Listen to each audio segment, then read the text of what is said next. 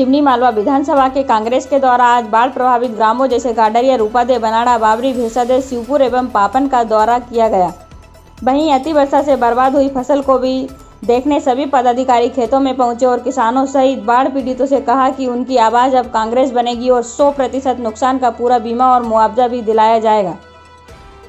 गौरतलब है कि इस मौके पर किसान कांग्रेस के पदाधिकारियों ने प्रदेश के मुख्यमंत्री शिवराज सिंह चौहान को घोषणावीर बताते हुए कहा कि उन्हें यदि नंबर 1 झूठा भी कहे तो वो भी कम है। उन्हें भोली भाली जनता को बातों में फंसाना अच्छे से आता है। ना तो प्रदेश में बेरोजगारी कम हो रही है, ना ही भ्रष्टाचार और ना ही किसानों की फसलों को उचित दाम और ना ही मजदूरों को काम, बस घोषणा ही हो रही है। बता दें कि इस अवसर पर प्रमुख रूप से वरिष्ठ कांग्रेसी महेश बरखेड़िया, राधेश्याम पटेल, मुकेश पटेल, परमानंद पटेल, जितेंद्र सोलंकी, अजय पटेल, बल्लू रघुवंशी, राकेश रघुवंशी, राम बाबू बैरागी, उमाशंकर जाट, राजा खान, वीरेंद्र मालवीय, विष्णु यदवंशी, हेमराज जाट, बसंत रघुवंशी, रोहित रघुवंशी, ब्रज किशोर पटवारे, किरण पटेल, आशीष राजपूत, विकास राजपूत, विष्णु रघुवंशी, अनिल मिश्रा, रामकृष्ण बांके, जगदीश प्रसाद, मूलचंद, डॉक्टर मनीष देवड़ा, शिवपुर ब्लॉक अध्यक्ष धर्मेंद्र पटेल, शिवपुर कांग्रेसी अध्यक्ष सहित अन्य कांग्रेसी कार्यकर्ता उपस्थित थे। आज सिवनी मालवा कांग्रेस परिवार के द्वारा ग्राम रामपुरा, बनाड़ा, सेजपुरी, बाबरी, डेमावर, रिछी, अर्चना गांव, पापन कॉलोनी ऐसे कुछ नर्मदा तटीय गांवों का दौरा हम लोगों ने किया है। इसमें एक तो जो गांव में बाढ़ का पानी आया है वो समस्या हम लोगों ने देखी है और उसके अलावा जो इस क्षेत्र में फसल लगी हुई है पूरी तरीके से बर्बाद हो चुकी है। सोयाबीन पूरी तरीके से नष्ट हो चुका है, मक्का पूरी तरीके से ख़त्म हो चुकी है।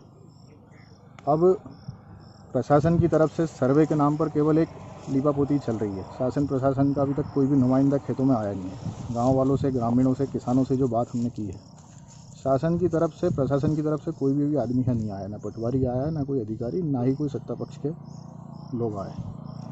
तो सबसे पहले तो उन लोगों से विनती करूंगा कि आप लोग आइए, ग्राउंड पे जो हकीकत है वो देखिए। इन लोगों को, किसानों को इस वक्त सबसे ज़्यादा ज़रूरत है मुआवजे की, तत्काल राहत राशि दी जाए, क्योंकि सोयाबीन की फसल पूरी तरीके से बर्बाद हो चुकी है और ये आज अगस्त का महीना है। सोयाबीन एक किसान को बीच में कहीं ना कहीं बहुत बड़ा सहारा देता था आगे आने वाली फसल की, गेहूँ चने की बोनी के लिए। अब सोयाबीन पूरी तरीके से नष्ट हो चुका है। आज अगस्त से लेकर के किसान को भी सितंबर, अक्टूबर, नवंबर में बोनी भी करना है। बोनी के बाद उसको अगला पेमेंट आएगा अप्रैल, मई में। तो ये 8 महीने के बीच का जो अंतराल है, इसमें किसानों के पास अभी आय का कोई भी साधन नहीं है। तो शासन सबसे पहले तत्काल किसानों को मुआवजे के रूप में, राहत राशि के रूप में मदद करे। उसके बाद आगे चल के नवंबर, दिसंबर में अभी पूरी सोसाइटियाँ, होशंगाबाद ज़िले की लगभग 90% सोसाइटियाँ डिफ़ाल्टर हैं। किसान भी कुछ डिफ़ाल्टर हैं, लेकिन सोसाइटियाँ ज़्यादा डिफ़ाल्टर है। सोसाइटी के पास पैसा नहीं, जिला सहकारी बैंक पूरी तरह कंगाल पड़ी हुई है। तो सरकार से निवेदन है कि जिला सहकारी बैंक को आर्थिक मदद करे ताकि सहकारिता के रूप में किसानों को फ़ायदा मिल सके। कल को किसान को खाद, बीज, DAP लगेगा, वो लेने के लिए पैसे किसान के पास नहीं रहेंगे। तो सहकारिता जो एक बहुत पहले से चली आ रही है, सहकारिता का सदुपयोग ये सरकार करे, किसानों को सहकारिता के माध्यम से क्रेडिट पे खाद बीज दे, जिससे कि वो उनको अपनी फसल की पैदावार लेने में एक सहायता मिल सके। दूसरा, फिर अब बात करते हैं कि मुआवजे की, मुआवजा कितना मिला जाए या राहत राशि कितनी दी जाए। तो ये मैं कुछ मांग नहीं करूँगा। पिछले साल खुद शिवराज सिंह जी के शब्द थे, जो आदमी किसानी करता है, आप किसी भी किसान से पूछोगे तो पिछले साल से ज़्यादा नुकसान इस साल है फसल को। आप किसी भी किसान से पूछोगे, हमने भी जो देखा है, हम खुद भी किसानी करते हैं।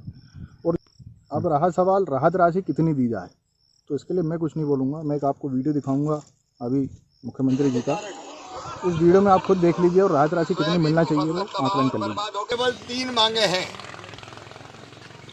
एक, व्यापक पैमाने पर इन फसलों का नुकसान हो और 100% नुकसान है। 100% है कि नहीं बताओ?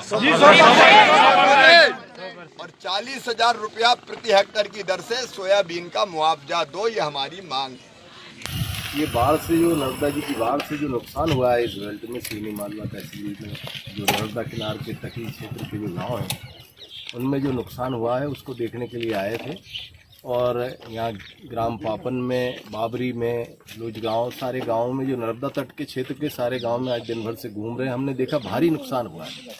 न केवल खेतों में, किसानों के खेतों में तो हुआ ही है सोयाबीन का नुकसान, और जहाँ जल भरा हुआ है वहाँ नुकसान हुआ, और गाँव के गाँव डूब गए हैं, उसमें भारी नुकसान हुआ है।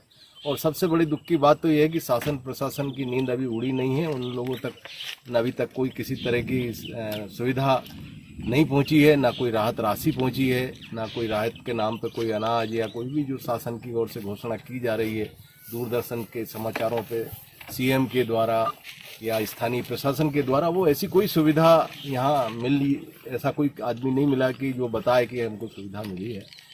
तो हम तो आज के इस मौके के ऊपर शासन से, प्रशासन से और सरकार से गुहार करते हैं कि जो हमारे इस नर्मदा तटीय क्षेत्र के जितने किसान हैं, जो गांव डूबे हैं, जो किसान प्रभावित हुए हैं, जिनकी फसलें प्रभावित हुई है, उनका तत्काल सर्वे कराकर तत्काल राहत राशि प्रदान की जाए, ताकि लोगों के खाने पीने की सुविधा तो बने। और तटीय क्षेत्रों में बिजली के ट्रांसफार्मर खराब हो गए हैं, बिजली अंधेरे में पड़े हैं लोगों, और पानी का भराव होने से जंगली जीव जंतु गाँव में अंदर घुस रहे हैं।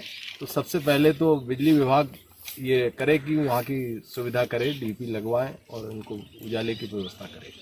सामाजिक का तो झूठ बोलने में कोई सानी नहीं है, वो तो बोलते ज़रूर हैं मगर करते कुछ नहीं है। उनके पास बोलने का है, बाकी जो ज़मीनी स्तर के ऊपर जो अपने को कोई कार्रवाई समझ में नहीं आती। वो बीमा का भी बोलते हैं, वो तो ये बोलते थे कि मैं 2100 रुपये में मिट्टी बिकवा दूंगा, आज गेहूँ 1600 में बेच रहा है किसान बाहर मंडी में। उनकी कौन सी बात ऐसी है जो सही निकल रही है? उन्होंने जो कन्याओं को, कमलनाथ जी ने जो 51,000 रुपये किए थे शादी के, वो घटाकर उन्होंने कम कर दिए।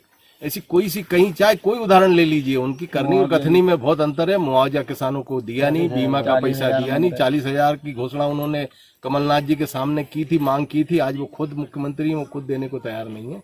तो उनकी, मैं समझता हूँ कि कोई भी एक भी बात सच नहीं, मगर एक बात में वो जरूर मजबूत है कि झूठ बोलने में, और बड़ी विश्वास और कॉन्फिडेंस और आत्मविश्वास से झूठ बोलते हैं।